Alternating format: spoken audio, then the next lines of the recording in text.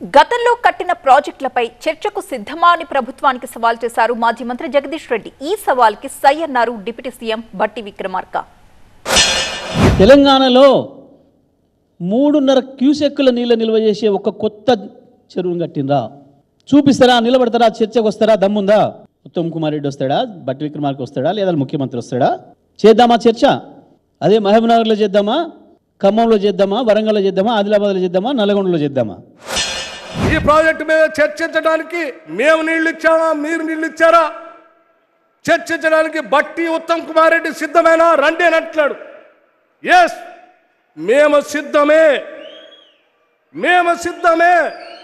ఈ రాష్ట్రంలో మేము ఏ ప్రాజెక్టులు కట్టాం, లక్షలాది ఎకరాలకు మేము ఎక్కడ నీళ్లు ఇచ్చాం, ఏ ప్రాజెక్టులు మొదలు పెట్టామో, ఏ ప్రాజెక్టు అతి తక్కువ ధరతో నీళ్ళు ఇవ్వటం కోసం ప్రయత్నం చేసామో చెప్పడానికి నేను మా ఉత్తమ్ కుమార్ రెడ్డి గారు సిద్ధమే.